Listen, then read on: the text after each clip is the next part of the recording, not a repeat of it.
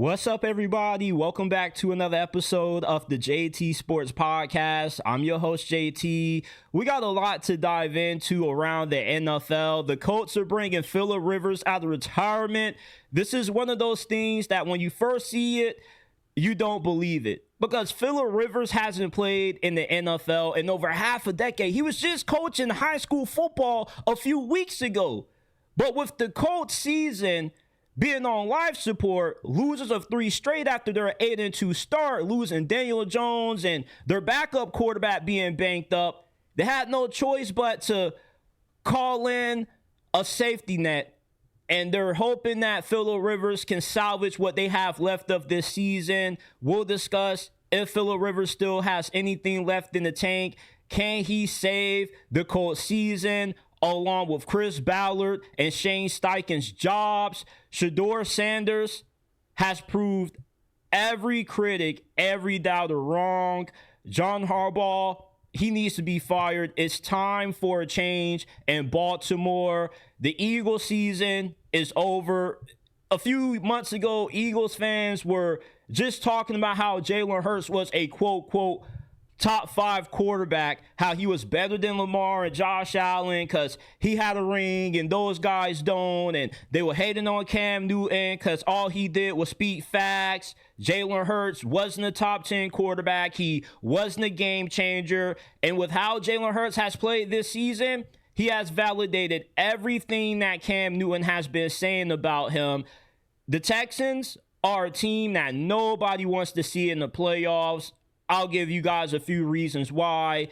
And with the Ravens and the Chiefs being out of the mix this year, as far as the Super Bowl conversation goes, there's a lot of belief that this is finally the year that the Bills and Josh Allen can finally get over the hump. I don't feel that same way. I got some thoughts before we dive into it all. If you live, eat, breathe, and die football, you have come to the right place. We're talking NFL, college football, all things football, 24/7, 365 days throughout the year. If you are a football junkie like me, smash that like button, subscribe to the channel, turn on post notifications so you can get your daily football fix in. We're not just a YouTube channel. We are a podcast. You can find JT Sports on Apple, Spotify, wherever you get your podcast from. We are available. The links are down in the pinned comment and description down below. Let's dive into it. The Colts have signed Phillip Rivers. They're bringing Grandpa Rivers out of retirement. He's been out of the NFL for over 5 years, but with the injuries to Daniel Jones and their backup rookie QB Riley Leonard, they had no other options. They reached out to Andrew Luck. He said, I'm good. They reached out to Ryan Tannehill. He said, man, I'm done with football. So they had no choice but to go after Phillip Rivers. It's understandable why Phillip Rivers was open to a return to the league. With all those kids he has, somebody has to pay their way through college, and money don't last forever. So Phillip Rivers is never going to turn down the free check. And with the Colts season on life support, this just looks like a panic move. The Colts signing Phillip Rivers is a sign that their season is cooked. You are signing a 44-year-old quarterback that hasn't taken a snap in the NFL in over 5 seasons, who was just coaching high school football a few weeks ago. You just can't take this long of a break, come back to the game, and pick up from where you left off. Throwing the football in a workout on air with no defenders is not the same as throwing the football with guys coming at you 100 miles per hour trying to take your damn head off your shoulders. And the Colts have to close out this season playing against the Seahawks and the Texans of all teams. Those guys just might send Phillip Rivers right back into retirement, right back on the couch. Those 2 defenses might break Phillip Rivers in half. Now, the Colts do have a good team. It's not like they're bums. They do have a solid offensive line. They got great receivers. You got Jonathan Taylor in the backfield, and Shane Steichen is a really good play caller. But you can obviously tell that this is a panic move by Indianapolis, bringing back Phillip Rivers. Shane Steichen and Chris Ballard came into this season with their jobs on the line. It's playoffs or bust. And when you start out 8-2 and then you make the trade for Sauce Gardner, giving up 2 first-round picks, and then you somehow end up missing the playoffs. There's no way you can justify keeping your jobs when you mortgage so much of the franchise's future. So if you get Phillip Rivers, how fast can you get him up to snuff with the playbook? How quickly can he get chemistry down and timing down with his new teammates? This is not the same team that he was on 5 years ago in 2020. Phillip Rivers also is one of the oldest quarterbacks in the league. Now, I know that we've seen guys like Tom Brady and Aaron Rodgers and Joe Flacco defeat Father Time. Phillip Rivers has never really been that athletic. He can't really move that good. Yeah, he has an arm, but you can be 60 years old and still be able to throw the football 40, 50 yards if you had somewhat of a half-decent arm. Arm strength never really goes away. Throwing the football isn't all about arm strength. It's also a technique to it. Phillip Rivers can throw the football with the best of them until he's old and gray, 6 feet under. Doesn't really matter. What matters is, does he still have the accuracy? Does he still have the good decision making? It's not as if the Colts are going up against the Cleveland Browns, the Tennessee Titans, and the New York Jets here, people. The Colts playoffs have already started. Your last 4 games, you're going up against Mike McDonald and the Seahawks, the 49ers, the Jaguars, the Texans. All 4 of these teams have relatively good defenses, especially the Seahawks and the Texans, who have arguably the 2 best defenses in the league right now. So Phillip Rivers coming in, you're calling grandpa off the couch, and you think he's going to salvage what's left of this season. I don't see it happening. And I'm not hating on Indianapolis. I have nothing against Indianapolis. The only thing I have against Indianapolis is that I don't know how to spell it without using Google. If you put a gun in my head and you told me, JT, to live, you need to spell Indianapolis without using Google, without a dictionary, I would be dead. That's my only gripe with the city of Indianapolis. The name of your city is too damn long, and I don't know how to spell it. But other than that, I have nothing against this franchise. But you keep going back to the same stage that you've been at the start of every offseason in the most important stretch of the season. For the last 4 or 5 years, the Colts have had a merry-go-round at quarterback, from Carson Wentz to Matt Ryan to Phillip Rivers to Anthony Richardson to Gardner Minshew to Daniel Jones to Joe Flacco. You finally thought that you had something in Daniel Jones. He gets injured. Now you got to go back to the well, and now you're preying upon the star that Grandpa Rivers can rewind the clock back one last time and salvage your season, save Chris Ballard and Shane Steichen's job. This is obviously a sinking ship when you have to call Grandpa off the couch, who was a high school football coach less than a month ago. You know your season is over if you're Indianapolis. But they have no choice. Signing Phillip Rivers is an emotional panic move. There's no logic, no common sense that you can use to justify believing that Phillip Rivers, at 44 years old, being out the league for over 5 years, can be able to save your season with only 4 games left. Now, if this was in the middle of the season and we're talking about October, early November, then okay, I could get a little bit optimistic about his chances of saving this team's season. But we have 4 games left. Now, the NFL is random. We have seen a lot of crazy stuff happen in the past. We saw Joe Flacco go from picking up his kids from school, getting the phone call, hopping on a plane to Cleveland, and saving their season. But this is not that same situation, though. You're going up against 4 teams that right now are in the playoffs and are fighting to keep their playoff hopes alive, along with 2 of the best defenses in the league. How does this work out? It won't. This is a panic move. Chris Ballard and Shane Steichen, they're hitting the red eject button. Everything is burning down. They're walking on eggshells in that facility right now, because they know with everything that went into this season and with how great of a start they got out to and with how left things are starting to go now, they have no other options. The Colts are cooked.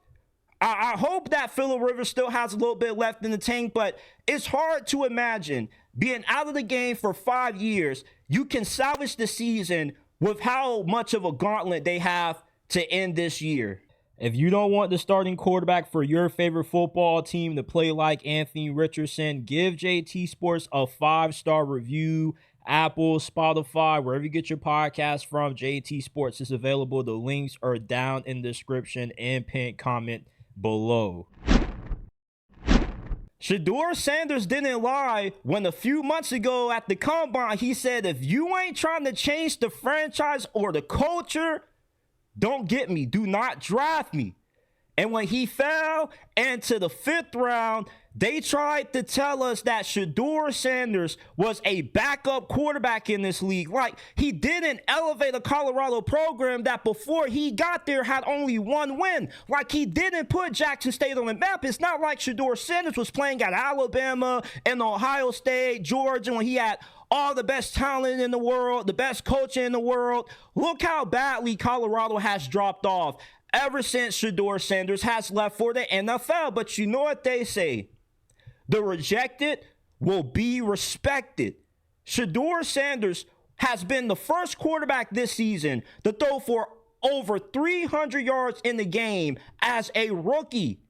And he easily, in his first few starts in the league, has been the second best rookie quarterback from this past draft class. The only rookie QB who has been better than Shedeur is Jackson Dart. But somehow the NFL tried to convince us all that this was a 5th round caliber quarterback. This was a career backup in the NFL. But the cream always rises to the top. You can't deny greatness. You can't deny somebody that's legendary. And we are seeing Shedeur Sanders on a career trajectory to the Hall of Fame. This is a Hall of Fame kind of backstory. You were expected to be a 1st-round pick. You fall to the 5th round. Then you end up getting drafted by one of the worst organizations in all of sports, the Cleveland Browns, the place where young quarterbacks' careers go to die. You start out this offseason as the 4th-string quarterback behind Joe Flacco, Kenny Pickett, and the other rookie quarterback that they drafted ahead of you, and Dylan Gabriel. They refused to allow you to get a fair opportunity to compete for the starting job. You get no 1st-string reps throughout OTAs, minicamp, training camp, and the preseason. But one man's misfortune became Shedeur Sanders' opportunity, and that's all that he needed. Pressure either bursts pipes or it creates diamonds. And Shedeur Sanders turned into a diamond, because ever since he's gotten the starting nod in replace of Dylan Gabriel, he's done nothing but prove that he's a franchise quarterback in the NFL. And now he's the long-term solution to the Browns' long-time quarterback problem. You can stop adding names on that number 2 quarterback jersey with all the 40 former quarterbacks that have played for the Browns. It ends with Shedeur Sanders. If the Browns do the right thing and they fire Kevin Stefanski and Andrew Berry, get a better head coach in there and an actual competent general manager who can build a competent team around Shedeur Sanders, get him some doggone offensive linemen, get him some more help at receiver, you can end up competing for the playoffs as soon as next year. Shedeur Sanders, will he ever end up being one of the best quarterbacks in the league? Time will tell. But it's easy to tell that he will be a Dak Prescott, Kirk Cousins kind of quarterback at worst. He'll give you top 15 or better quarterback play every single year. You're going to get a guy that's going to make good decisions with the football, somebody who can carry you in big games when the rest of the team is falling apart. We saw Shedeur Sanders leave Colorado a better place than what he found it. Same thing with Jackson State. I never even knew what Jackson State was until Shedeur Sanders, Travis Hunter, and Deion got there. One thing about the NFL, it always tells you it's not about the journey, it's about the destination. It doesn't matter where you fall in the draft. Where you fall in the draft does not define how good you are as a player. It's about what you do after the draft. Kind of one of those things when, if you ever play high school football and you get a doo-doo number, your coach used to give you the lecture, it's not the number that makes the player, it's the player that makes the number. Well, same thing goes for where you get drafted. It's not about where you're drafted that makes the player, it's what the player becomes after he gets drafted. And what Shedeur Sanders has become is a doggone good quarterback. And finally, the Browns have the answer to a quarterback problem that they've been unable to solve for over 2 decades and counting, until they made the decision, probably the best decision that this franchise has ever made, to draft Shedeur. He outplayed Cam Ward. I get it that Cam Ward has an awful roster. He was going up against one of the best defenses in the NFL, but for months, Cam Ward was viewed as a better prospect than Shedeur because he had better intangibles. He had a stronger arm. He was a better athlete. But when you turn on the tape and you rewatch that Titans-Browns matchup between Cam and Shedeur, it was pretty evident who the better quarterback was. Shedeur's more poised. He was more calm. He was more decisive than what Cam Ward was. And I love Cam Ward. I'm a diehard Miami Hurricane fan. If you cut me open, I'll bleed green and orange no matter how much that team irritates me. And Cam Ward is my favorite Miami Hurricane player of all time. But he's not better than Shedeur Sanders. And if we were to do a redraft with what we know now, with the new information that we gathered, Shedeur Sanders would not have fallen to the 5th round. He easily would have been either the first or second quarterback taken off the board. And I had a friend of mine who I really respect tell me that Shedeur Sanders had mechanics of Mason Rudolph. And I kind of laugh. I was like, people think this lost Shedeur Sanders to think that he's a Mason Rudolph level quarterback. He's a backup level quarterback in this league. That's why they always say the cream always rises to the top. Just because you were denied doesn't mean that you can end up eventually getting accepted. And you see how quickly everybody in the Browns organization has changed their tone with how they talk about Shedeur Sanders. Because a few months ago, this was somebody who was a castaway. They only drafted him because the owner wanted him to. Well, now you see the owner's kids rocking those Shedeur Sanders jerseys. You see Shedeur Sanders actually giving Browns fans a reason to still tune into these games and not tap out completely and start focusing on the draft. Everybody wants to see what Shedeur Sanders can do. And if Deshaun Watson comes back and this is another quarterback competition, the Browns trade Shedeur Sanders, somebody would definitely answer the phone, because with the film that we have, Shedeur obviously should be a starting quarterback in this league. Doesn't matter if it's with the Browns, the Raiders, or whoever else needs a quarterback. But if the Browns were smart, they will fire Kevin Stefanski and Andrew Berry, find a head coach that can run an offense that suits Shedeur's strength, and get a general manager that can build a solid team and give Shedeur Sanders a good foundation so he can carry this poverty franchise out of the pits of irrelevancy. Because nobody has been talking about the Browns until Shedeur got there. They're using this dude for social media content, views, clicks, and now he's actually good. And now the Browns actually have some optimism for the future. Crazy how that works. Stop adding names on that number 2 jersey, whoever you are who has that jersey and keeps adding the duct tape with all the names on them. You don't got to add no more names. You can add Shedeur Sanders and you can leave that thing alone for the next 15, 20 years. John Harbaugh needs to be fired. How many more years are the Ravens going to allow John Harbaugh to waste the greatest quarterback in NFL history?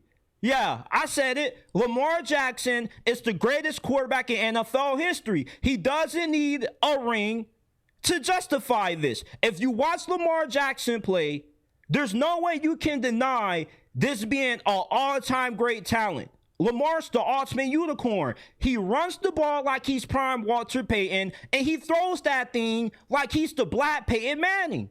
Now, fortunately, Lamar Jackson has not been playing his best football as of late. He's not 100%, and it's pretty evident when you watch him play. He looks a little bit timid. He looks indecisive at times. And Lamar Jackson, since he started his first game as a rookie, has been the Ravens' identity. Lamar Jackson, for over several years, has been overcompensating for the Ravens' weak offensive personnel up until last year when they finally got some receivers, when they finally drafted Zay Flowers. And he's been overcompensating for a disastrous offensive line. Daniel Falele or Daniel Filet-Mignon, anytime you're matched up against them, you're about to have an all-you-can-eat buffet on Lamar because he can't even do the simple thing as far as get hands on man. It's like the dude is just a traffic cone. You just run by him or you run through him. He doesn't do anything. He doesn't offer any resistance on that offensive line. That's what Lamar Jackson has to overcome. He has to overcome a coaching staff that time after time consistently lets him down. Lamar Jackson has been the Ravens' soul. If you take away the Baltimore Ravens and you were to just view this team without Lamar, you will see a football team that just isn't good because Lamar Jackson has been putting that Superman cape on and carrying this franchise, carrying John Harbaugh for years. And now with Lamar Jackson not being fully healthy and John Harbaugh actually having to be a good coach, you see the Ravens falling apart. When Lamar Jackson came back from his injury, you thought they could run the table. You probably never thought that they would lose to the Bengals on Thanksgiving, that they would lose to the Steelers, but they have because John Harbaugh's poor coaching is holding back Lamar Jackson. The Ravens constantly lose games because they're not fundamentally sound. They have stupid penalties. They beat themselves with dumb play calling, bad use of personnel in games. But when you have a great quarterback at full strength, he can make up for those bad decisions. He can make up for the bad play calling.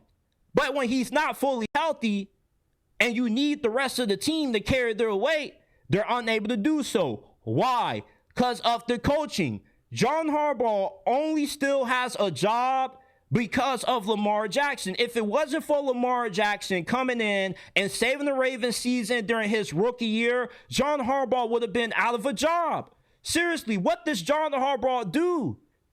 Is he just a good motivator? Is he just a good rah-rah guy? He's supposed to be a defensive backs coach, but yet the Ravens DBs were getting torched by DK freaking Metcalf the other day. DK Metcalf had the best game that he's had as a Steeler against this Ravens secondary that we thought was turning the corner.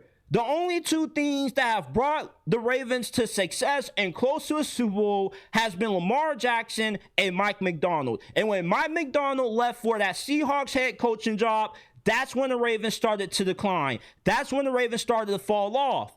Because Lamar Jackson can only put that cape on and be Superman for so long until eventually he can't anymore.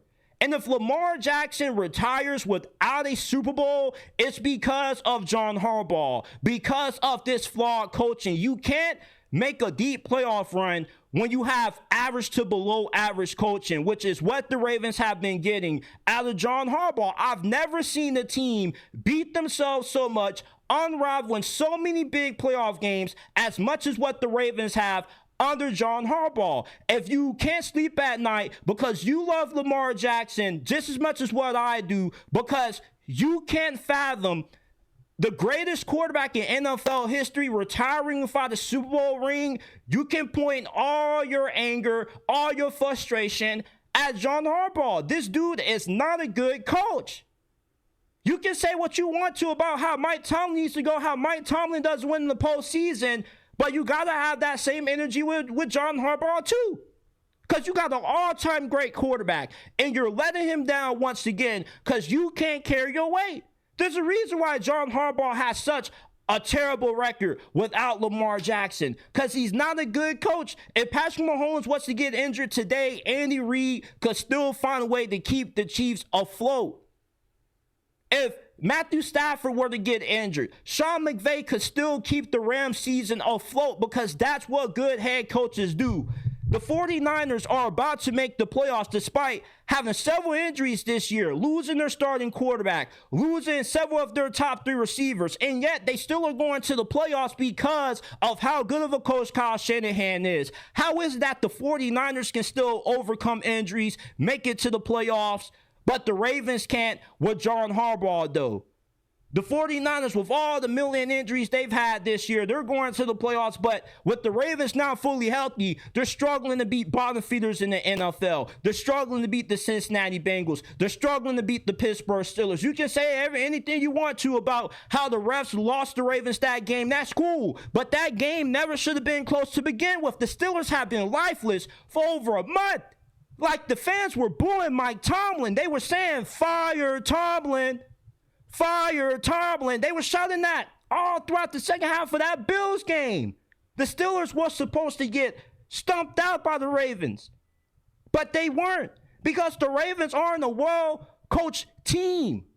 The Ravens suck because of John Harbaugh. And I got a $50 bet going off my home. He tried to be slick and say, "Man, JT, we will win 11 games. We bet $50 that the Ravens won't win 11 games. And he tried to push it back and say, "Man, like, we still got the playoffs." My brother, the Ravens are not making it to the playoffs. The Ravens would not finish this season with a winning record. They would go 8-9 because you thought this team could have beat the Bengals on Thanksgiving. You thought they could have beat the Pittsburgh Steelers. What team on the Ravens schedule do you truly believe with all your heart that they have a shot at beating, and you feel 110% confident about it? Nobody, because they're not a well-coached team. You can't trust a team that constantly beats themselves, and that's on coaching. You can say the players got to make plays. You can say Lamar Jackson is just as responsible for the Ravens' disappointing season as what John Harbaugh is, but this is a coaching issue. Lamar isn't the issue. Lamar isn't going anywhere. John Harbaugh does need to go somewhere. He needs to go out of the city of Baltimore, on the couch to the unemployment line, because he no longer has what it takes to lead the Ravens to another Lombardi. And you are wasting the greatest quarterback talent that this league has ever seen because of incompetent coaching from John Harbaugh. How long are the Ravens going to allow this to transpire? How long is it until the Ravens make John Harbaugh pay for his war crimes of wasting the most talented quarterback that we will ever see play this game? We would never see another quarterback like Lamar Jackson. We would never see the closest thing to a perfect quarterback like what Lamar Jackson is. There's not a single thing that Lamar Jackson can't do other than carry a competent head coach that's only still employed because of his greatness. Imagine if Lamar Jackson had a Sean McVay or a Kyle Shanahan. This brother might not ever stop winning Super Bowls. But the Ravens are so attached, their history, they're so attached to what John Harbaugh has done in the past. If we're going to harp on Mike Tomlin for being unable to win a playoff game, if we're going to get on Sean McDermott for constantly underachieving in the postseason with Josh Allen, we got to have this same energy with John Harbaugh. And I'm a Pittsburgh Steelers fan. I root against Lamar every time he plays against the black and gold, but I always root for him any other occasion, because I love Lamar Jackson. Literally, like, if Lamar Jackson doesn't win a Super Bowl, my life would not be complete. Like, I root for the Ravens every time they're not playing the Pittsburgh Steelers, only because I love Lamar, and I still can't get over the fact that the Steelers passed on him for Terrell Edmonds. We passed on Lamar Jackson for a safety that's not even in the league no more. So it's like every time I see Lamar Jackson warming up before the Ravens and Steelers games, I'm going to be honest, I get jealous as a Steelers fan, because he should be playing for the Pittsburgh Steelers. But no, our stupid organization had to draft a box safety over him. And that's why I love Lamar Jackson so much. I've been watching Lamar Jackson since he blew up his final year in high school, his freshman year, starting at Louisville when he had the hurdle against Syracuse. I've been watching Lamar Jackson ever since I first started watching football. I want Lamar Jackson to win, but obviously the Ravens don't want Lamar Jackson to win because they refuse to fire John Harbaugh, who's been living off the greatness of Lamar Jackson ever since he saved his job his rookie season. When I saw Lamar Jackson saving John Harbaugh's job, that told me how this relationship was going to go. It was going to be a one-sided parasitic relationship. Lamar Jackson is overcompensating for the Ravens' poor coaching, their bad use of personnel, and when you have a guy who's not 100%, who can't be Superman like how he has in the past, Your coaching issues get exposed. Your flaws on the offensive line get exposed. Follow us on all social media platforms. You can find us on Instagram at JT_, on X at JT__. TikTok, you can find us at JT__ as well. So you can stay up to date with everything that's going on with the JT Sports Podcast, along with updates and bonus content as well. Go ahead, follow us on Instagram and X. Links are down in the description and pinned comment section below. The Eagles season is over. Even if they still do make it to the playoffs, this is an easy one and done team. Anytime you have a team that limps into the finish line like how the Eagles have, they easily get bounced in the first round. The Philadelphia Eagles are a team that right now, not only do they lack identity, but they lack a competent offense. If you can put 20 points on the Eagles defense, you're guaranteed to win because their offense is struggling to even put 17 points on the board. This is deja vu all over again for the Philadelphia Eagles when they went to their first Super Bowl under Nick Sirianni and they got gutted by the Chiefs. What happened that following season? They started out 10-2. They looked like they were going to be right back in the mix to win it all. And then their season just fell apart. They went ice cold down that stretch because they whiffed on both their coordinator hires. They whiffed on their offensive coordinator. Their defensive coordinator wasn't good. Now they ended up making changes. They fired both of those guys to try to salvage the season. But firing Kevin Patullo is not going to fix the Eagles' offense. The only way the Eagles can salvage this season is if Saquon Barkley gets out of this slump. Last year, Saquon Barkley had 11 games when he rushed for over 100 yards. This season, he's only had 2 games when he's gone for over 100 yards on the ground. When Saquon gets boxed, the Eagles get screwed on offense because Jalen Hurts is mid. Remember, 4 or 5 months ago, Eagles fans swore up and down that Jalen Hurts was a top 5 quarterback. God, Jalen has a ring, but Lamar and Josh Allen don't. Where's their rings at? Oh, if you don't got a ring, then you can't talk about Jalen Hurts. If you don't got a ring, then you're not betting Jalen Hurts. Jalen Hurts is an MVP candidate. Jalen Hurts is a Super Bowl MVP. Well, how's your Super Bowl MVP looking now, Eagles fans? Your Super Bowl MVP is selling your season because he's a mid quarterback. He's not a top 10 quarterback, and he's not a game changer like what Cam Newton told you in the offseason. Cam Newton was right about Jalen Hurts, but you hated on him because people hate the truth, and people can't accept the truth because the truth hurts. But everything that Cam Newton said about Jalen Hurts has been validated with how Jalen Hurts has played this season. This brother threw 4 interceptions against the Chargers. 2 of them weren't on him. 2 of them were on A.J. Brown. But the other 2 were on Jalen, especially that awful interception that he threw to lose this game.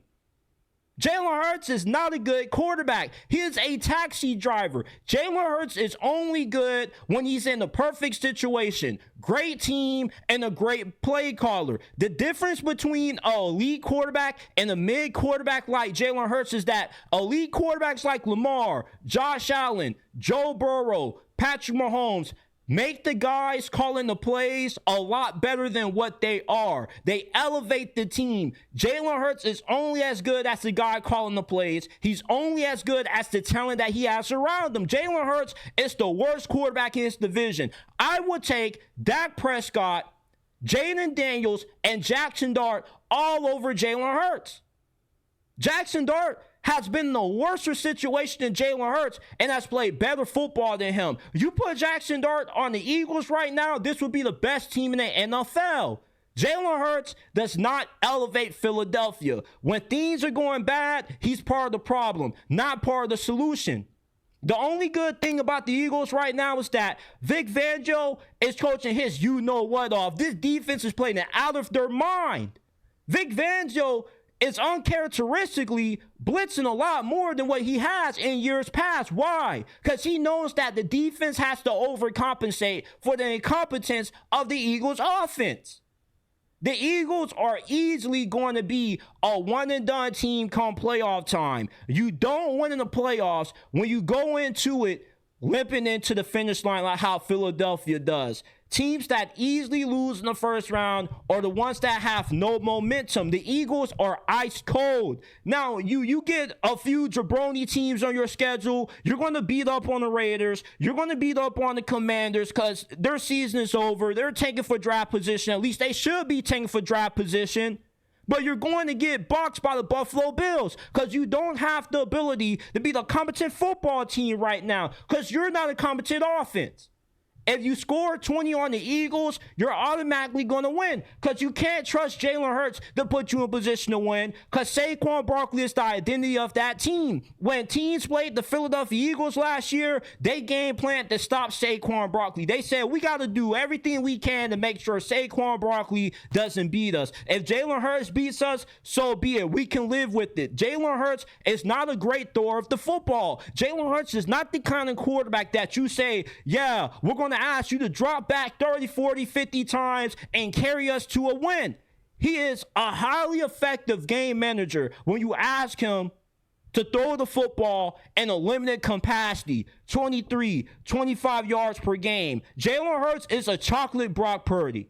And nobody wants to admit it in Philadelphia because you have this weird logic that winning a Super Bowl means that you are an elite quarterback. Like we haven't seen mid quarterbacks like Joe Flacco, Rich Gannon, and Barrett Johnson win Super Bowls.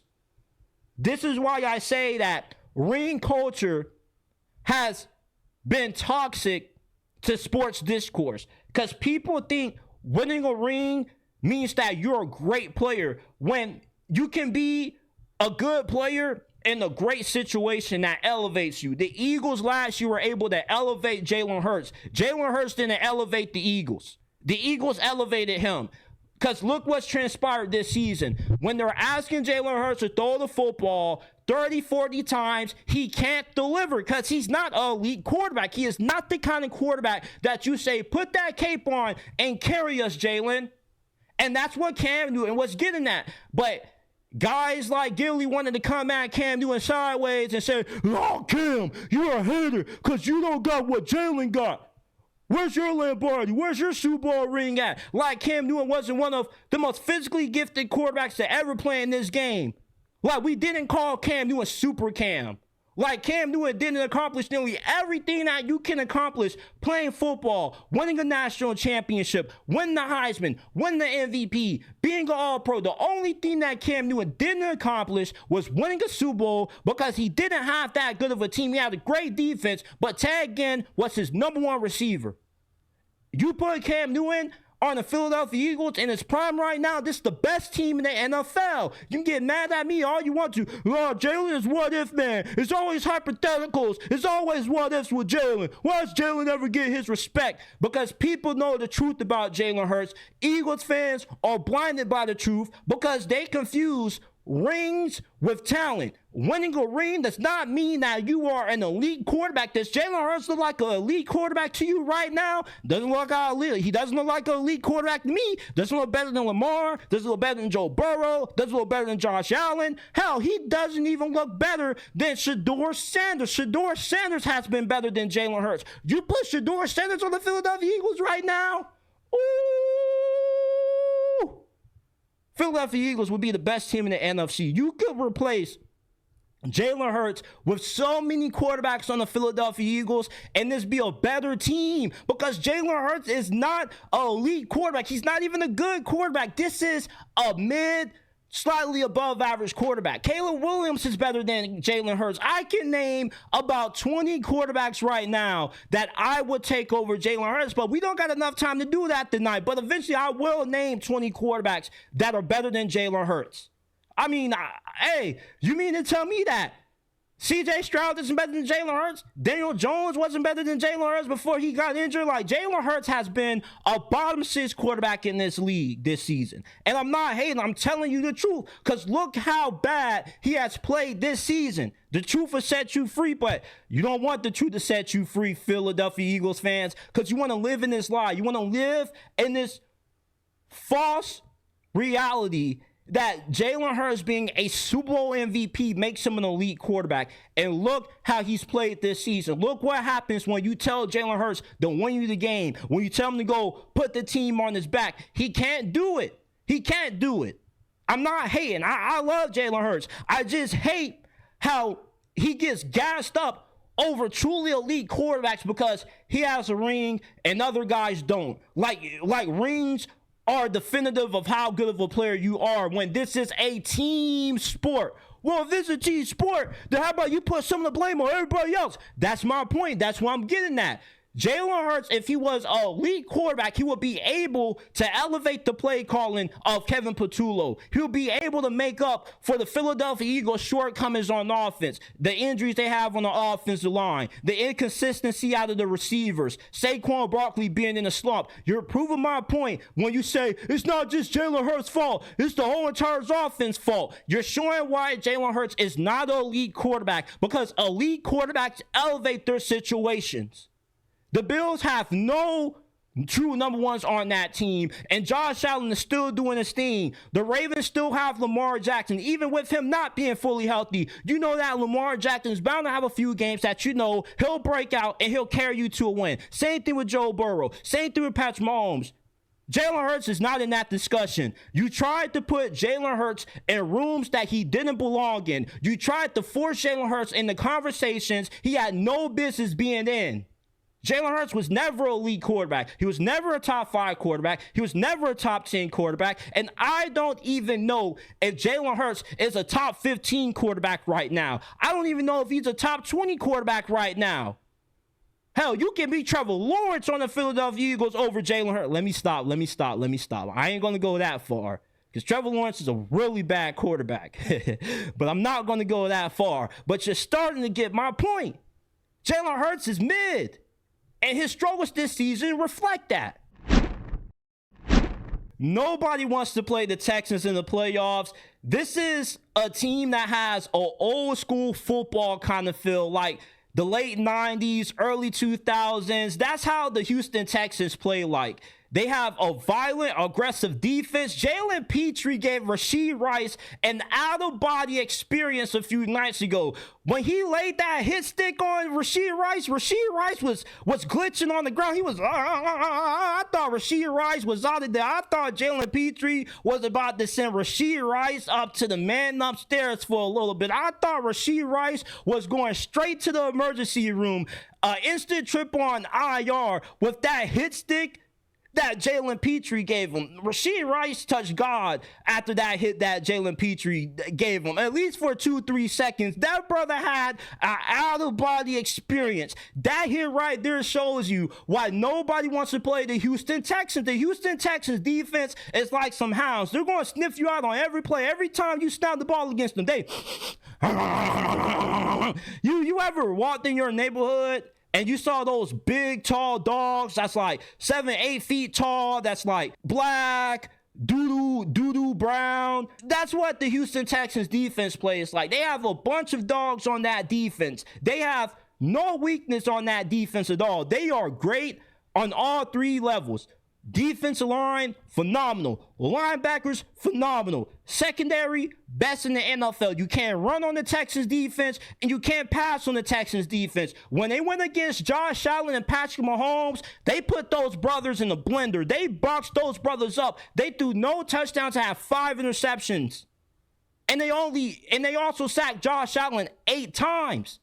This is a defense that has the ability to do some very special things come playoff time. When the Texans get into the playoffs, they can beat anybody that they play, because nobody's going to be able to put 17 points on this Texans defense. There are no elite offenses in the AFC that are good enough to score on the Texans defense. This defense outmatches everybody that right now is in the mix to make it to the playoffs in the AFC conference. They can turn any game they play in into a rock fight. They can make any game 2017, 17-13, 13-10. No matter who you are, no matter how good of an offensive mind you are, the Texans defense is going to put you in a blender. They're going to suffocate you. The Texans remind me of The 2017 Jaguars, when they had Blake Bortles and they had that great defense with Calais Campbell, Telvin Smith, Jalen Ramsey, AJ Boye, or I could take it back 15 years ago, the 2009-2010 Jets. But the only difference between the Texans and the 2017 Jags, the 2009-2010 New York Jets is that they have way better quarterback play. Now, the Texans offense may not be that great, but ever since CJ Stroud has came back from that weird concussion that has sidelined him for over a month, I don't know what it is with CJ Stroud and his concussions, but he gets some very bad concussions. I thought you were only supposed to be out for a week or two max. When CJ Stroud gets concussion, the brother is out for the majority of the season. So he might need to see a neurologist after the season to talk about that. CJ Stroud might need to start wearing those Guardian caps, because when he gets those concussions, that brother be out for a good duration of time. But every time he comes back from those concussions, he ends up balling out of his freaking mind. And CJ Stroud is good enough to lead the Texans on a deep playoff run. CJ Stroud is good enough to take the Houston Texans to the Super Bowl. They have Nico Collins. They have a bunch of emerging young receivers stepping up. They have Woody Marks, who's been the best rookie running back in the NFL this year. With how good this defense is, all you got to do is put 21 points on the board if you're CJ Stroud, and you're walking away with the W, because this defense isn't giving up more than 17 points per game. Right now, I have the Houston Texans playing either the Bills or the Broncos in the AFC Championship. Nobody wants to play this team right now. If you play the Houston Texans, you risk having an outer body experience like how Rashee Rice did. Had that brother doing the Harlem Shake. I'm glad he was okay. I was shocked he got up after that hit. I was like, ooh. Oh my goodness, the Texans ain't playing around, boy. You go up against the Houston Texans, and this is what the Colts are signing Phillip Rivers to go up against? You put Phillip Rivers up against this Houston Texans defense, they're sending that brother straight back to the couch. They're sending that brother straight back to retirement. When Phillip Rivers goes up against this Texans defense, he's going to regret coming out of retirement. He's going to be so mad at the Indianapolis Colts. He's going to be like, this is what y'all brought me out of retirement to go up against? This defense full of hounds. That's how the Houston Texans play, man. They play like a bunch of dogs. They play like a bunch of hounds. They coming for your head. They coming for your neck. This is one of those teams that on paper they don't look that good, but they're getting hot at the right time. And the teams that make these deep playoff runs, these teams that come out of nowhere, the teams that you never would expect it to be in the AFC Championship are always the one that gets hot after Thanksgiving. And that's what the Texans have done. They've been on an absolute heater ever since their slow start to this season. With a defense this good, this is a historically great defense. The Texans have the second coming of the Legion of Boom. They have a no-fly zone at secondary. They have two of the best pass rushers in the game, in Will Anderson and Danielle Hunter. We saw what they did against Mahomes and Josh Allen. You think that Bo Nix is going to be able to score more than 17 points on this offense? You think that Trevor Lawrence can score more than 17 points on this defense? Come on now. Let's be realistic. Nobody is scoring in the playoffs on this Houston Texans defense. They say defense wins championships. We're about to find that out with the Houston Texans come playoff time.